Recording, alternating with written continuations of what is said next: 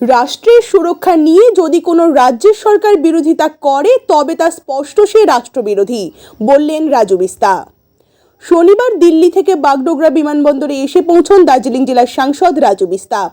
এরপর তিনি বাগডোগরা বিমানবন্দরে সাংবাদিকদের মুখোমুখি হন। সেখানে তিনি বলেন, एक बार मैं आप सबका स्वागत करता हूं। बड़ी खुशी और पूरे हिंदुस्तान के लिए गर्व का विषय है। आज़ादी के इस अमृत महोत्सव के ऊपर में भारत सरकार ने एक बहुत बड़ा और बहुत ही ऐतिहासिक फैसला लिया है कि 15 नवंबर को अब से जनजाति दिवस के रूप में मनाया जाएगा। हम सब जानते हैं कि भगवान बिरसा मुंडा जी का जन्मदिन भी 15 नवंबर को है। मुझे लगता है आदिवासी समाज के लिए और पूरे हिंदुस्तान के लिए गर्व का विषय है। मैं पूरे आदिवासी समाज की ओर से, दार्जिलिंग तराई और जनता की डूवर्स की जनता की ओर से भारत सरकार का बहुत आभार व्यक्त करता हूं और प्रधानमंत्री जी के प्रति बहुत बहुत आभार व्यक्त करता हूं। दूसरा विषय पेट्रोल और डीजल को लेकर के चल रहा है। मैंने 4 तारीख को आप सबके साथ प्रेस में यही बात कही थी कि भारत की जो सरकार है बहुत ही संवेदनशील सरकार है और ज़रूर केंद्र सरकार जनता को राहत देने के लिए कुछ कठोर निर्णय लेगी। और हम सब जानते हैं कि डीजल में 10 रुपये और पेट्रोल में 5 रुपये कम कर दिया है। और अब जो है गेंद स्टेट गवर्नमेंट के ऊपर में है, खास करके पश्चिम बंगाल सरकार के ऊपर में है। जैसा कि ममता दीदी बार बार डीजल पेट्रोल को लेकर के तरह तरह की बयानबाजी करती थी, मुझे लगता है ये उचित समय है कि पश्चिम बंगाल की टीएमसी सरकार ने भी जनता को राहत देने के लिए अपना जो वेट का जो पोर्शन है वो कम कर देना चाहिए, जिसके कारण जनता को राहत मिले। हमको ये भी ध्यान रखना चाहिए कि यूपीए की सरकार जब केंद्र में थी तब जब पेट्रोल और डीजल में सब्सिडी मिलती थी तब उन्होंने वो जो पैसा, जो सब्सिडी का पैसा है, भारत सरकार के बैलेंस शीट के ऊपर में नहीं लिया। उन्होंने उस समय ऑयल के बॉन्ड इशू कर दिए और 1.5 लाख करोड़ से ज़्यादा रुपया आज जो है भारत सरकार ऑयल बॉन्ड के रूप में भुगतान भी कर रही है। अब जो है मैं आपके माध्यम से चाहता हूँ टीएमसी सरकार, पश्चिम बंगाल की सरकार तत्काल तुरंत जो है जनता को राहत देने का काम करे, नहीं तो मुझे लगता है ये स्पष्ट हो जाएगा कि टीएमसी की सरकार जनता विरोधी सरकार है और लोगों की सुख और सहूलियत से उसको कोई लेना देना नहीं है। यही विषय आप सबके सामने रखना था। अगर आप देखिए, उनकी अपनी व्यस्तताएं हो सकती है।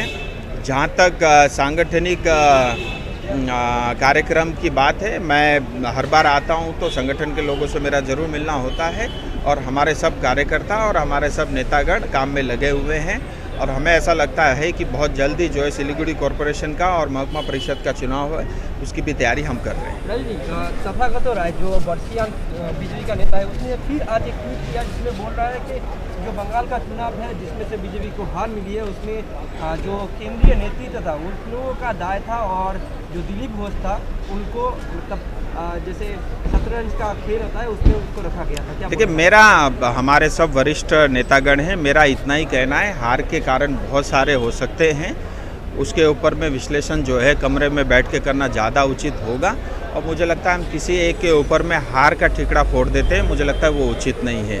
अगर वास्तव में हमको इतना ही मतलब बयानबाजी का अगर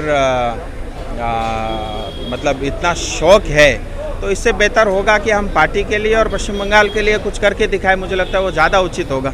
राजू जी, जिस तरीके से भाजपा में पहले लोगों का चुनाव के समय आना लगा था, उसी तरीके से अभी जाना लगा हुआ है, तो इसको भाजपा किस तरीके से देख रहे हैं और कैसे इसको संभाले? देखिए, आप एक बात समझिए, भारतीय जनता पार्टी विश्व की सबसे बड़ी पॉलिटिकल पार्टी है और जो है 17 से ज़्यादा राज्यों में भारतीय जनता पार्टी की सरकारें चल रही है। केंद्र में लगातार दूसरी बार मोदी जी के नेतृत्व में केंद्र की सरकार चल रही है और आगे 20, 25, 50 साल तक मुझे और कोई दूसरा विकल्प दिखता भी नहीं है। पश्चिम बंगाल का खास करके टीएमसी सत्ता में जब से आई है एक भय और डर का वातावरण है। इसके लिए बहुत सारे कार्यकर्ता घर से निकलने को डरते हैं या कतराते हैं और कुछ छोड़ के भी जाते हैं। उनकी अपनी मजबूरियाँ, किसी को धंधा करना है, किसी को बिजनेस करना है, किसी का कारोबार ठप हो रहा है, किसी का गाड़ियाँ रोकी जा रही है। सो ये मैं उनके ऊपर छोड़ता हूँ। और एक बात मैं आपको स्पष्ट कह देना चाहता हूँ, देखिए जो भारतीय जनता पार्टी के साथ जो भारतीय जनता पार्टी की आइडियोलॉजी राष्ट्र सर्वोपरि को ध्यान में रखते हुए जुड़े हैं, जो भारतीय जनता पार्टी के साथ ही हैं। अगर मान लीजिए किसी को सत्ता का, कुर्सी का और पैसा का लालच है, मुझे लगता है उनके लिए भारतीय जनता पार्टी उचित पार्टी नहीं है। देखिए, अगर राष्ट्रीय सुरक्षा का कोई विरोध करता है और ये भारत सरकार की प्रायोरिटी है कि हमारी नेशनल सिक्योरिटी हमेशा सर्वोपरि रही है और राष्ट्रीय सुरक्षा को लेकर के अगर कोई राज्य की सरकार उसका विरोध करती है तो ये स्पष्ट है कि वो राष्ट्र विरोधी है। हम सबको ये नहीं भूलना चाहिए किस तरह से पश्चिम बंगाल से लगते हुए बॉर्डर से इलीगल रोहिंग्यास, बांग्लादेशी घुसपैठी और किस तरह से पूरा का पूरा नॉर्थ बंगाल का भूगोल बदल के रख दिया है। और हम सब ये भी जानते हैं किस तरह से यहाँ पे ड्रग की जो है इलीगल एक्टिविटी चलती है, गाय की तस्करी होती है, जाली नोट के जो है बहुत सारे पैसे यहाँ पे मिलते हैं। इतना ही नहीं, ISI के मॉड्यूल भी पश्चिम बंगाल में मिले हैं। मुझे लगता है जो केंद्र सरकार ने किया बहुत ही उचित है और हम सब पश्चिम बंगाल की तमाम 10 करोड़ जनता ये चाहती हैं कि हमारी सीमाएं सुरक्षित हो, हमारा राष्ट्र सुरक्षित हो, हमारा देश और हमारा पश्चिम बंगाल सुरक्षित हो। अगर इन विषयों को लेकर के, राष्ट्रीय सुरक्षा के विषयों को लेकर के TMC सरकार अगर आज ये नाटक कर रही, बयानबाजी कर रही है, तो इसका सीधा अर्थ है वो राष्ट्र विरोधी है। दूसरा, उनके जितने भी बॉर्डर में से जो इनकम जनरेट होती थी, कट मनी और करप्शन के पैसे आते थे इस पॉलिटिकल पार्टी को चलाने के लिए, मुझे लगता है वो बंद हो रहा है, इसीलिए उनको इसमें ज़्यादा तकलीफ हो रही है। दीदी वो सब करेंगी जो राष्ट्र को सशक्त बनाता हो, जो देश को ताकत देता हो। और मुझे लगता है इससे पश्चिम बंगाल की जनता को कोई फर्क नहीं पड़ता, क्योंकि मुख्यमंत्री और सरकार आते हैं जाते हैं।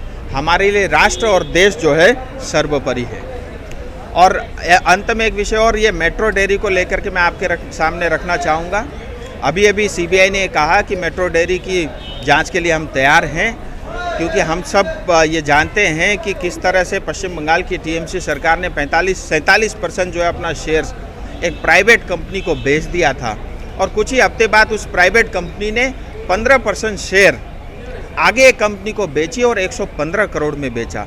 पश्चिम बंगाल सरकार ने 47% शेयर जो है 85 करोड़ में बेचा था, लेकिन उसका 15% शेयर उस प्राइवेट कंपनी ने कुछ ही हफ्तों में 115 करोड़ में बेचा है। बहुत बड़ा 500 करोड़ से ज़्यादा नुकसान जो है ये मेट्रो डेयरी को हुआ है। और इतना ही नहीं, इसी के तर्ज पे अभी हिमूल को भी बेचने की योजना चल रही है, जिसका हम पूरा विरोध करेंगे और उसको होने नहीं